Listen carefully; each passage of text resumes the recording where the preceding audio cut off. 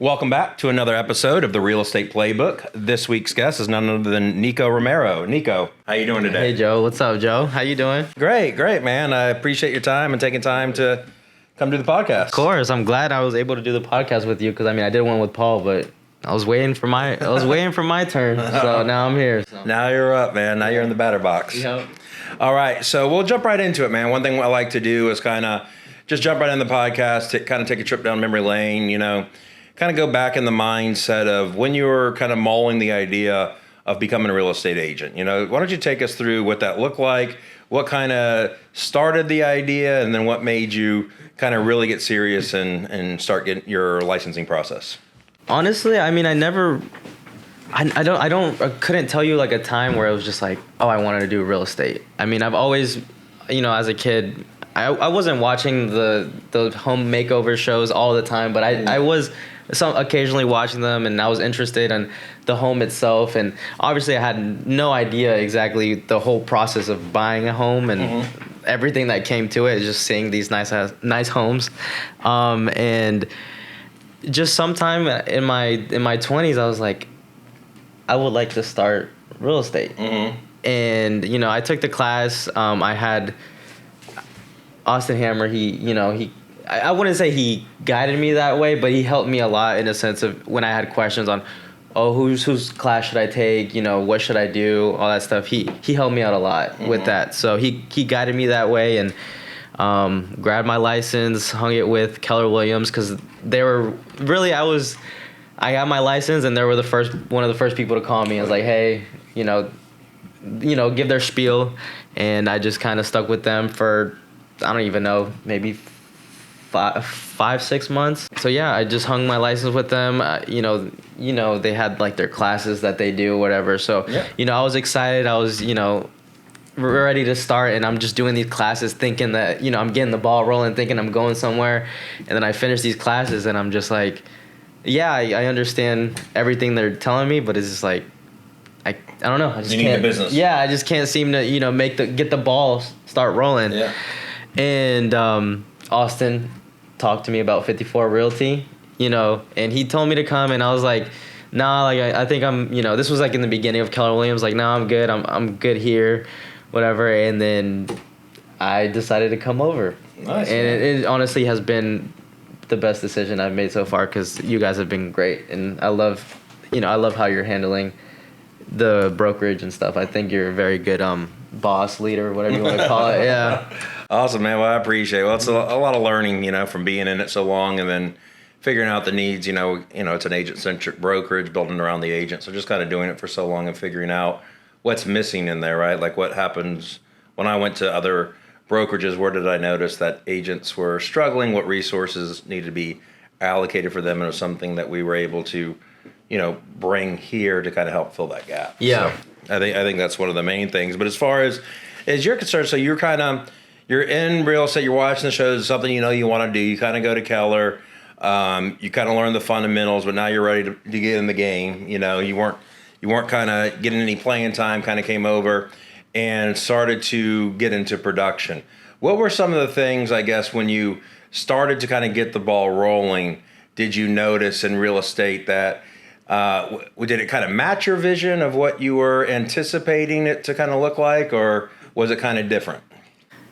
So, it was different, but this is very weird because I started real estate when it was starting to get super hot. And I had no idea about the market. I had no idea what I was getting myself into. It was just, I just wanted to get my license and got it. And it happened to be during this time where it was starting to go crazy. So,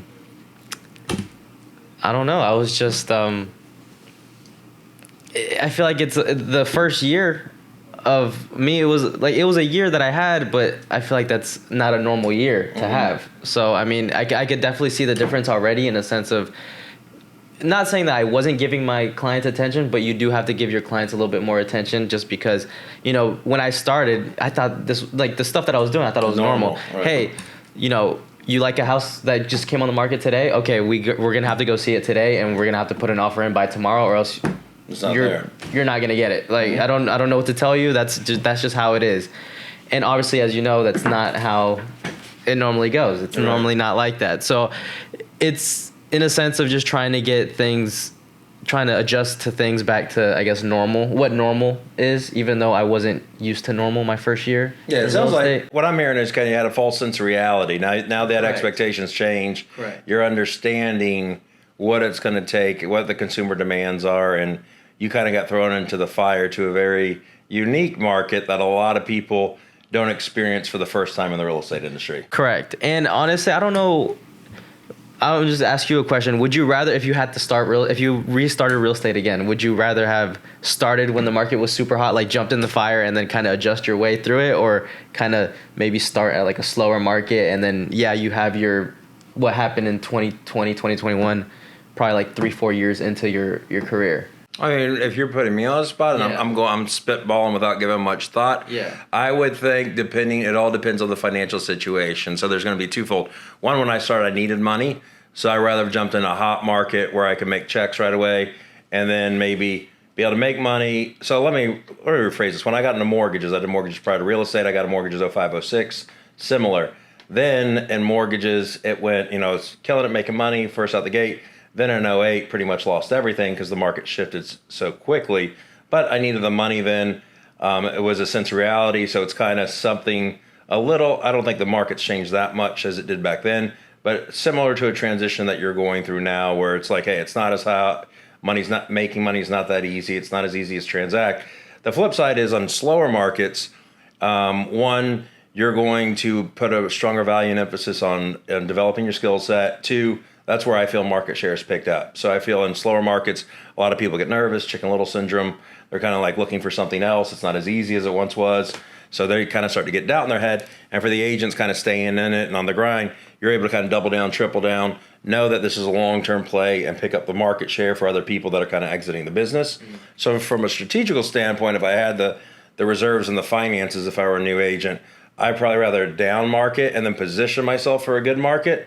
But if I'm coming from, hey, I need to make money now, I want to come into the hot market because I want to make money, be smart with the money, manage it, and then create a buffer for that down market, and then I kind of learn. Yeah, okay. Yeah, that makes sense. I like to ask people that because it's like, it's just weird. I feel like my situation doesn't really happen unless you joined the year that I joined, 2020, 2021, where it got super hot. And I know people got into real estate because of the hot market, but I literally had no idea about the market. I just happened to join in when it was hot. Yeah, and I think it's there's going to be pros and cons to getting in at any time. Mm-hmm. But there's been a lot of some people jumped into the 05, 06. Some people jumped in like you. Other people jumped in when it was short sales and foreclosures, and then it's kind of moderate growth there 14 to 19 where it wasn't kind of crazy transition. So I think people kind of getting in at that market was kind of more of a normal market, but we'll kind of see what happens. I mean, still now is a much more active, hotter market than even prior to COVID. But I think it's COVID kind of, if you jumped in during that time as you did, your perception of the real estate market's a little jaded because that's all you know. Yep, that's exactly what it is. Yep. Yeah. So I'm just trying to adjust. Kind of have the expectations of what to expect, and then it's always learning. We never know what to expect. It's just trying to stay abreast on the market. Deal with anything that comes your way. Make sure that you're servicing your clients, and then when you do have downtime where you're not working with as many people because of slower market, whatever it might be, it's enhancing your skill set, going to learn new markets, maybe learning another niche in real estate, so that way you can continue to build on your expertise as an agent. Yeah. But as far as that, so obviously you're coming into real estate, watching some shows, you got buddies in the industry, getting licensed, started at Keller. What were you doing, Nico, prior to real estate? So, through high school, shortly after graduating, what were some things that you were doing prior in real estate? Well, I mean, job-wise, I'm not the type to just jump jobs. Like some people have a different job every month. I don't know how they do that. So when I was 16, I got my first job at Dairy Queen, and I worked there for a while. I don't even know, 4 years maybe, 3-4 years. Okay. But in the span of that time, there was also a time where I started working at Enterprise as well, the rental car company. So I was doing both jobs at the same time. Okay. And I mean, I was started at 16. I was up to like 20 years old, just kind of doing that job, really I wasn't thinking too much. I was just making my money, just I didn't have too many bills to pay or anything like that, so I was just stacking my money, just saving. Didn't know what I was saving for. Just wanted to have some money on the side, and then I started taking my real estate class. Got my real estate license. Stopped working at Dairy Queen, but still worked at Enterprise just to have some money, some guaranteed money coming in while you're building. Yeah. And then, when I joined, like I said, the market was super hot. It was one of those things where, I could be just hanging out at home and someone's like, oh, this house came on the market. Mm-hmm. I have to get up and leave.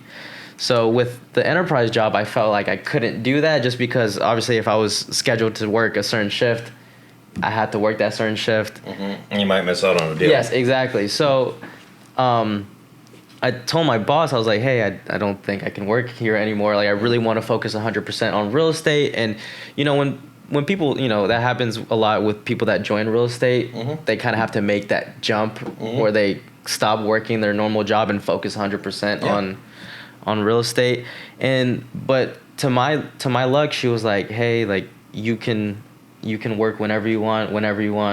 Like, no, you can leave whenever. And I'm like, so you're saying I can come in at 1 p.m., leave at 1:30 because I have a showing, because somebody just wanted to see a house. She's like, yeah, and that, I don't want to toot my own horn, but that credits into how hard I work, because if I wasn't a hard worker, if I, didn't give my 100% in whatever I do, the boss would have been like, yeah, just, okay, bye. Yeah. Like, bye. Nice working with you, but have a good day. But I credit her a lot because she definitely, having that job as a safety net is just great. And I mean, there's times where I'll work 10 hours a week or 5 hours a week, just one time. But depending on whenever you need it. Yeah, but just, whenever I have some free time, just go in there, work a couple hours. And that's what I still do kind of to this day. I work there just a little bit, a day or two, kind of throughout the week. No, nothing crazy, 3-4 hour shifts, just whenever I can fit into my schedule.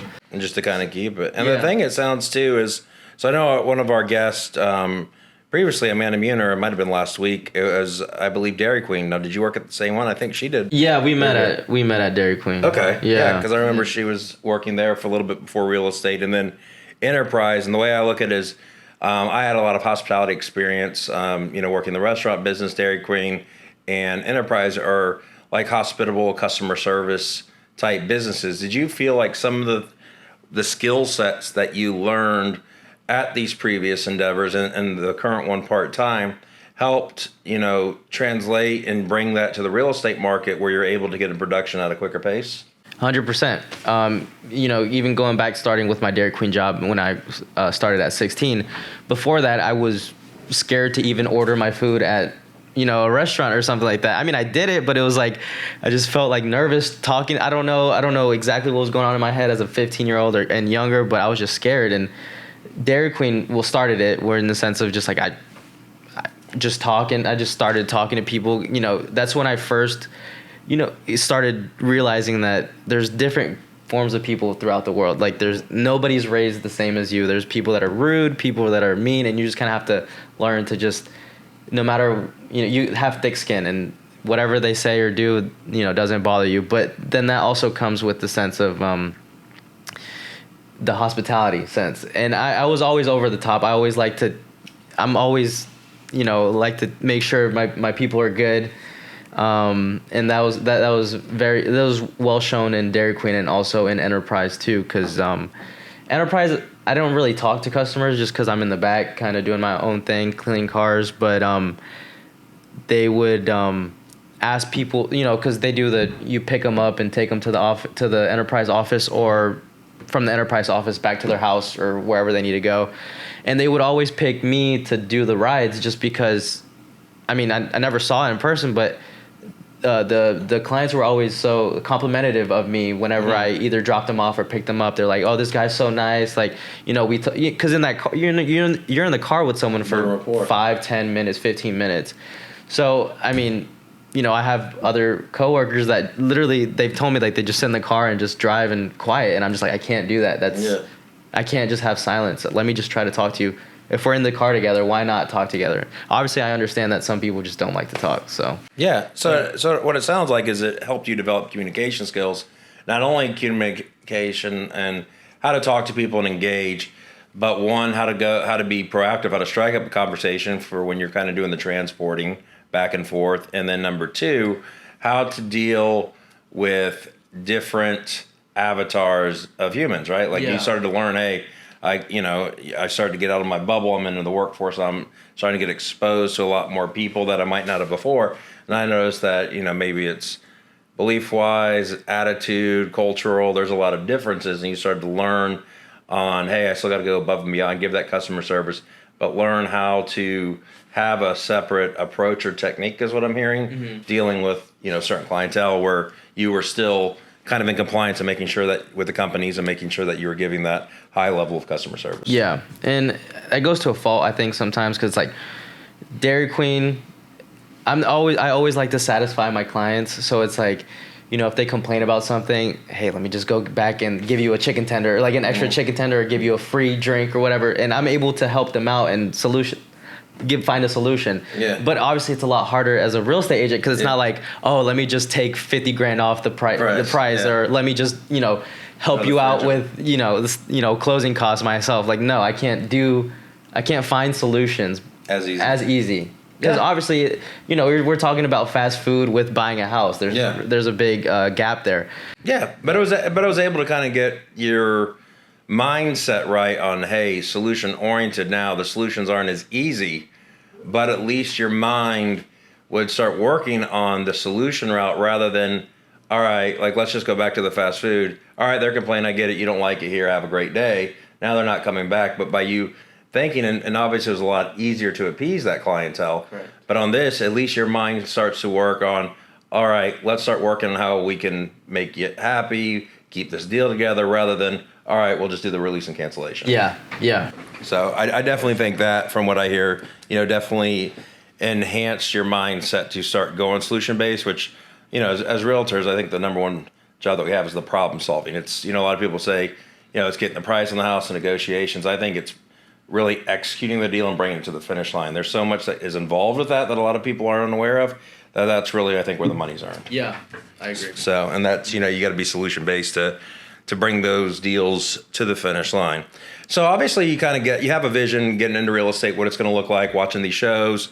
You're having probably kind of like a vision of what, all the good that's going to come with it and how successful you're going to be. What would you say? I know there was probably several things, but when you're starting real estate, you join Keller. What's the one thing that you, upon joining real estate, you did not expect? Like you did not think was going to happen, or maybe you were unaware of, type of thing?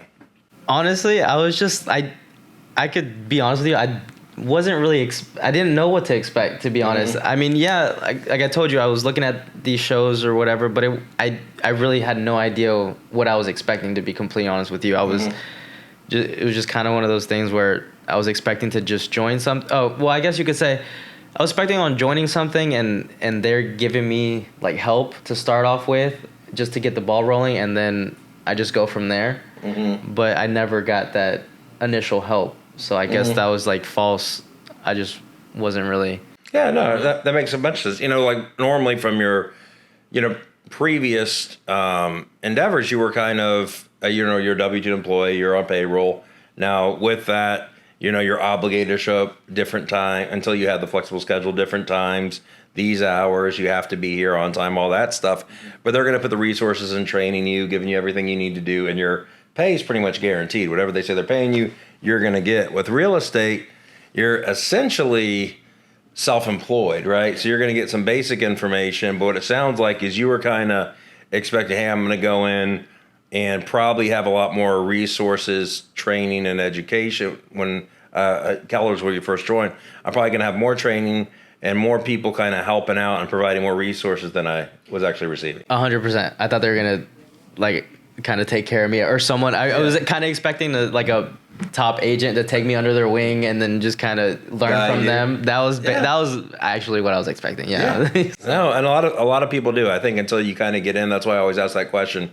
There's a lot of false expectations I think that we have, including myself when I got into real estate, that once you kind of get in, start getting your feet wet, like the reality sits in and you're like, oh, all right, that was just a little bit of an illusion type thing than what's kind of really going on. Yeah.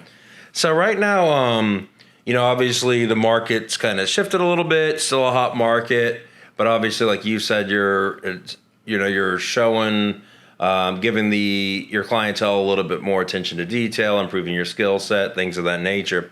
What's the one thing right now, one of the main things you're doing right now to ensure greater success in the marketplace and for you to have, not just the same success that you've had in the past, but continue to grow and expand on?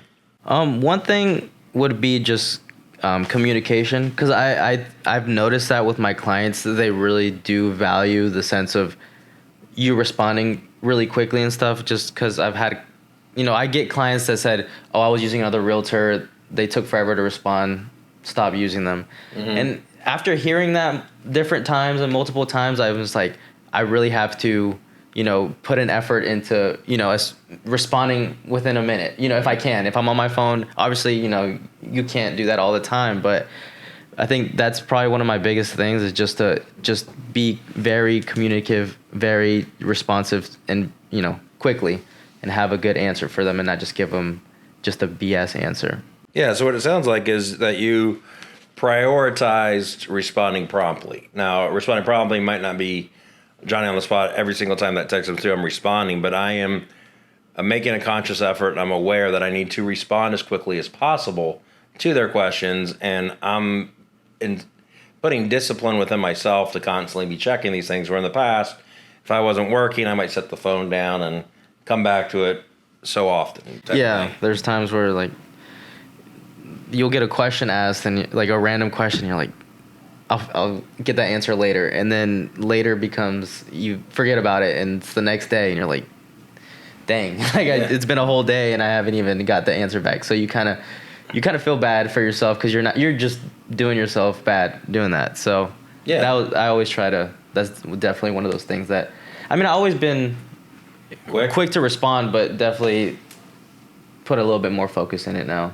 Okay, and then to kind of expand on that a little bit too, so you've put the technique of responding quickly, you're more mindful of that. What are some of the other things that you're doing to kind of help you create, like, somewhat of a work-life balance, but to create some principles and disciplines so that way you're able to achieve what you need to do in the real estate workspace, but also, with your personal life as well? Yeah, and the best way to do that is just scheduling out your day. And growing up, I thought it was so cool how people like would have their schedules and like, oh, from this time to this time they do this, and then this time to this time they do this. It's like, as a kid, you're really not on a schedule. No. Like 8 to 3 school. Or 3 after that. Yeah. Plus, if you had something to do, your parents are the ones that like tell you, like, hey, you come to me, we got to go to soccer practice. We got to do this. So I thought, setting a calendar and being good with it is a big part of just time, being a better agent itself, just time management. Mm-hmm. Because you have, 12 plus hours in a day, but it just depends on how you use those hours. You can really do a lot in a day, or you could do absolutely nothing. Mm-hmm. And, you do one day of nothing, there's another agent out there that one day they work their ass off, and they're going to be 1% better than you. Mm-hmm. So it's all about just, always 1% just getting better and making sure you're, on a good schedule. And then you're just kind of planning everything out. So you're just ensuring that you're sticking to your routine, getting everything that you need to done, whether it's business or personal, you're writing in your schedule, in your calendar, and, enhancing that with handling things in a faster, more efficient manner where you don't procrastinate maybe like you have in years past, and then honestly tend to forget about it, was what it sounded like. Yeah, it's happened. Yeah, well, it happens to everybody, but I think it's, the key thing is just working to a schedule, staying disciplined to that. So my takeaway from this podcast is you've started to create a lot of disciplines kind of in your life that's allowing you to run a business successfully, where before it might have been just because of the ease of the market, you were kind of loosely just doing things as they came. Yeah, exactly. I didn't have too much on my plate, so it was just, oh, you wanted to go see something today? Okay, I have free. Let's go check it out. But it's gotten a lot more We got a regiment. Yeah, it's gotten a lot more. So I'm grateful for it, but I gotta definitely schedule out the day better. Oh, yeah. And in the sense of like work and life balance too. I mean, I don't really have that. I don't have wife. I don't have a kid. So I really do have a lot of time for myself. I like to have fun with my friends. Have fun with them, and then also I'm very like family oriented too. So I like to spend time with them too. But it's not like they're taking that much time of my day. So I really do have a lot of time to focus on work. Build the career. Yeah, and plus, I mean, this is when am I gonna have time? Like, I'm young. I don't have, It definitely doesn't get easy. I see like other realtors that are doing good that have kids and stuff, and I'm like, how? Like, I couldn't imagine having to do all this stuff for the kid, then having time for yourself, for your work and stuff. So, I mean, I definitely am taking advantage of the time that I have. Yeah, and a lot of it too. I mean, everybody's situation is different, but I think it's just the more responsibility you have, typically the stricter you become on that schedule that you're talking about, more disciplined, because you're now filling in responsibilities not only for yourself, for your business, but for others. Mm-hmm. So it's just really staying almost militant to that schedule to ensure that you get everything taken care of. Correct. Yeah. So you continue to grow on that and expand when you hit that, pivotal moment in your life. Then you kind of got it dialed in. You're just readjusting some things and tightening some windows on your schedule. Mm-hmm. And then as far as, out there right now, there's a lot of agents probably that were in your position. They were thinking about getting licensed. Maybe they are licensed. Maybe they are a struggling agent has newly licensed this year, has been unable to get in production. Or maybe they kind of joined real estate a couple years ago, had some success to the market, and now they're struggling a couple years later. What would be a tip or a pointer that you would give them for somebody thinking about getting licensed or thinking about struggling right now and not able to really get into production? I mean, it's all about sacrifice at the end of the day. If I had to tell someone that was thinking about getting their license, I'd be like, if you're not self-motivated and you can't, because you're on your own schedule. No one's telling you, I got to come in at this hour and leave at this hour. You're really just on your own schedule. And yeah, it sounds great. You're on your own schedule, cool, whatever. But it might be, if you really think about it, it might be you're working a lot more than what you would normally do on an hourly 9-to-5 job. Mm-hmm. I would just tell, it's all about sacrifice, really. I mean, you really just have to sacrifice your time. And you can't go to the beach with your friends. Sucks. You got to do a showing that's 2 hours away. Yeah, that sucks. I mean, I get it, but if you want to be successful in this business, you got to sacrifice a lot of your time to at least when you're starting to just get your clientele, and then you just go from there. Yeah. Yeah, and what I'm hearing is commitment. You got to be committed. Yeah. To doing it. Don't hokey poke around and half-ass it. Have 1 foot in, 1 foot out. It's not going to work. If you're going to do real estate, just make sure, as you said, sacrifice. I'm saying committed. Make sure you're ready to put in the work. I think a lot of times people watch these shows. They think it's a lot easier than it is. They get into it. They're like, I didn't expect that. Just to make sure that you're ready to kind of barrel through those false expectations you might have of how easy it is. Yeah. And just be ready to kind of roll up your sleeves and work. Yeah.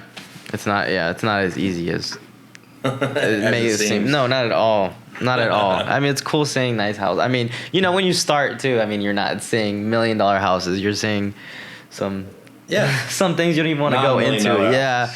Some things you don't even want to step foot into, but you got to start somewhere. And I think about it, like right now I'm thinking about it and I'm just like, I want to imagine myself in, let's say 5-10 years and looking back at, me, I like the journey. I like the whole journey, starting somewhere is like, I can't wait to look back and be like, hey, like, I remember, struggling and having to show a broken down property that's $150,000 and look at me now, like, I'm showing a little bit nicer homes, a little bit nicer clientele. I mean, I don't know. I just, I'm excited to see where it takes me from here. For your growth. Yeah. Absolutely, man. We are as well. So, in closing, Nico, we're going to post this on all the social sites, get it everywhere out there as well. But for any buyer or seller looking in the Bay Area, whether it's as north as Hernando County, all the way down to Sarasota, Bradenton, Pinellas, Hillsborough County, Pasco County included. What's the best way to get a hold of you? Why don't you leave the audience with the best email address to reach you on, and also the best number to reach you on as well? All right. Yes. So, I mean, I service. I'll drive anywhere for you. I'll drive anywhere for you. I service the whole greater Tampa area. You know, I'll go a little bit farther if you need me to. Nicolas Romero. I work for 54 Realty. My number is 813-458-0759. You can give me a call, text at any time. My email is nicholas.romero@54realty.com. You can send me an email too. I would love to, help you out. If you have anyone that that's wanting to buy, sell, or invest, also would love to help them too. Just hit me up, and I'm your guy. All right. Look, ask Joe. He'll co-sign that, right? Gotcha. I'll for you.